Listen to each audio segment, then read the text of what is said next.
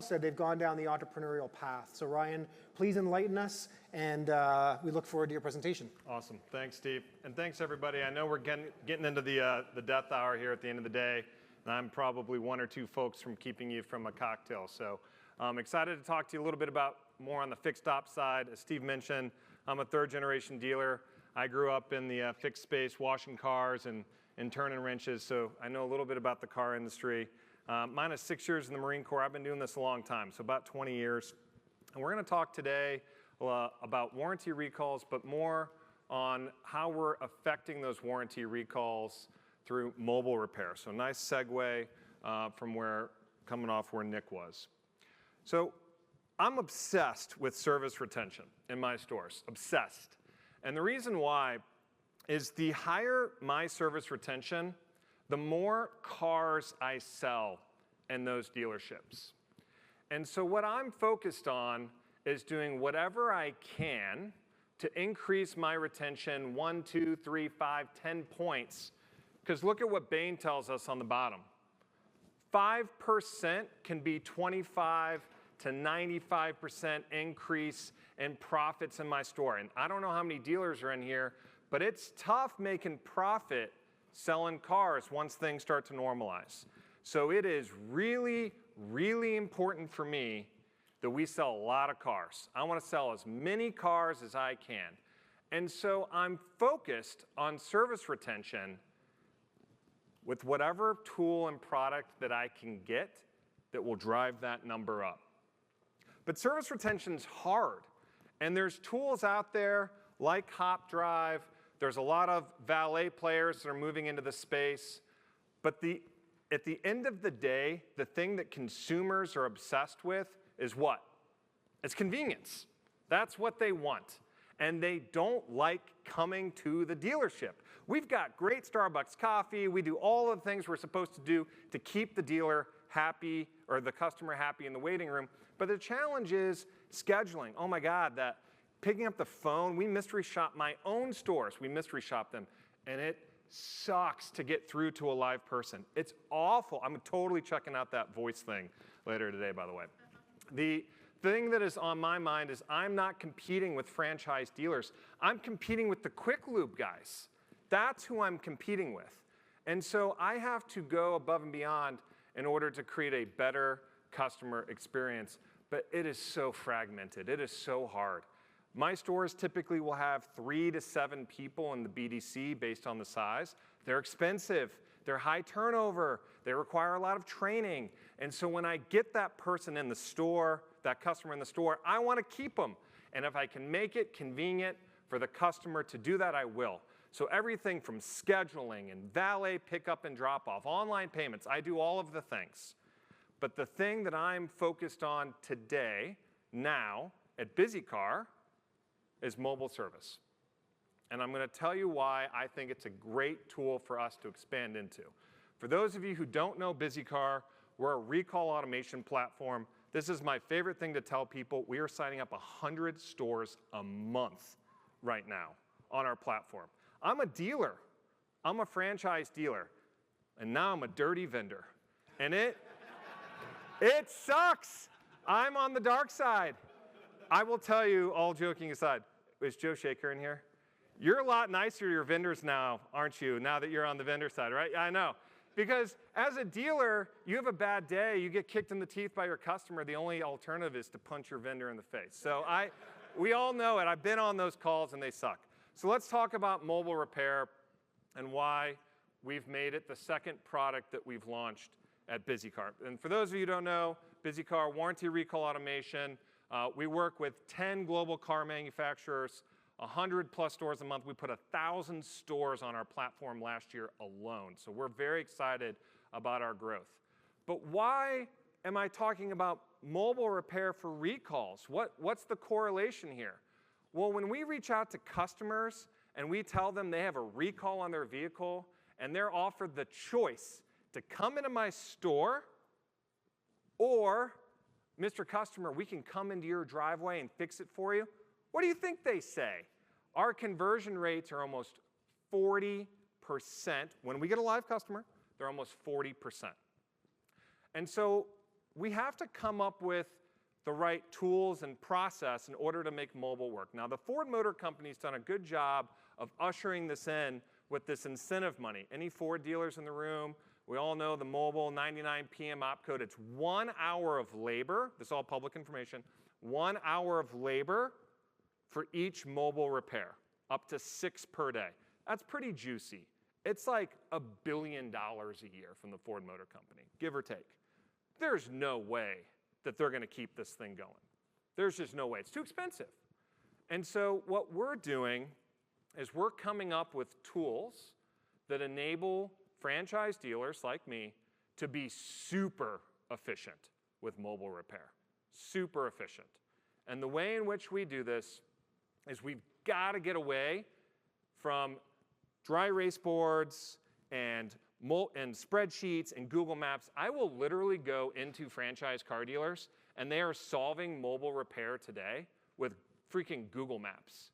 Like, that's how they go out there and do it. We have a dealer in Phoenix that would go into Microsoft Outlook and send calendar invites to her mobile techs with the directions in the invite. That's bananas. Like, that is just a ridiculous way to manage a business. And as franchise dealers, we're crafty, right? You can't kill us. We figure stuff out. But man, we like go the roundabout way to do this stuff, don't we? So we're able to get it done, but there's a better way. There's a better mousetrap. And so what we decided to do at BizzyCar was to build that better mousetrap for dealers. I'll give you 2 or 3 examples on where I think the problem exists today with mobile repair and the reason why dealers aren't mass adopting this. The number one way that dealers adopt to mobile repair is online service scheduling. If I go to Xtime or DealerFX or CDK, I am not provided a tool that it enables for timing and routing to the customer's house. It's just ridiculous that it doesn't exist today. How come I can't plug in my house at 123 Main Street on this form on the left and get my car repaired? I can literally do this with DoorDash and Uber Eats, Amazon, and the Marine Corps. I could get a package shipped to Afghanistan easier than it was in order to get my car mobilely repaired. That's ridiculous. So what we've done is we provided these tools to dealers. We're signing up on the mobile repair side about 25 stores a month right now. And these tools, everything from routing, directions, route optimization. Do you guys know that UPS in their algorithm doesn't let the driver turn left? I didn't know that as a dealer. It's like the craziest thing somebody told me because they don't want the driver sitting at a light waiting for the light to turn. Those are just little things that we have plugged into this system that makes it so much easier for dealers to be successful. We pride ourselves on building tools that are fully automated. Automated. I don't want to come to your store and train people on how to use these tools. At BizzyCar, we call it automagical. We come in to your DMS, we flip a switch, we do 30 minutes of onboarding, and that's it. There's no more training. What's my login? I can't remember my password. Yuck. It's the worst. It's the worst. Technicians hate it. Service managers hate it. For those of you that are in here that are dealers, how many service managers do you have that have free time? None of them. None of them have free time. They're busy. So you have to give dealers tools to be successful. I'm going to pick on 2 customers here. The one on the left is what we call our ultralight model.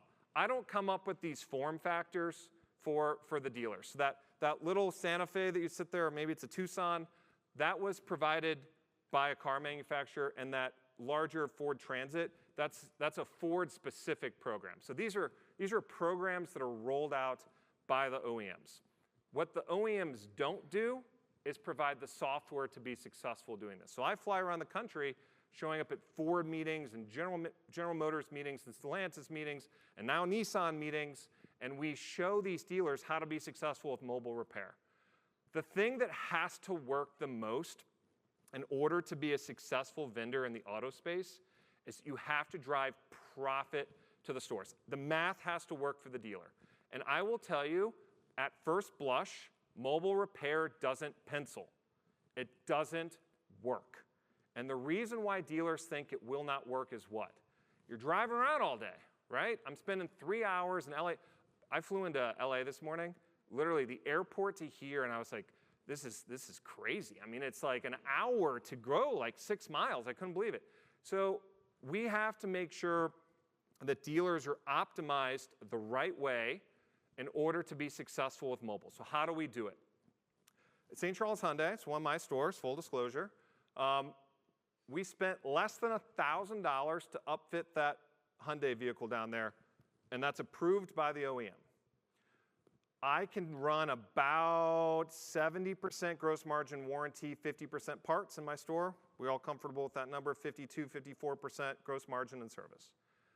I was able to get my mobile truck to 44%. And I am not a very sophisticated math guy. All that we did was we optimized the technician's time. We made sure that it was really easy to get from A to B to C. And when the tech gets out there, they have a multi-point inspection tool. They can do payments. They can do all the things you got to do that we've spent years training process in the store. And now we give it to the dealer or to the technician out in the field. We also have this fantastic dealer down in St. Augustine, Florida. Anybody know Bozard Ford? Ed Roberts? When I met him 2 or 3 years ago, this is a great leader. This is a great person for our industry. And when we started talking to him, he had like 2 or 3 mobile trucks. He has 44 of them now. This guy is like taking this to the nth degree. He wants 50 trucks by the end of this year. And the reason why Ed is so successful with mobile is he's able to find the people, like where are these great technicians coming from? He's recruiting an entire new ecosystem of technicians into mobile.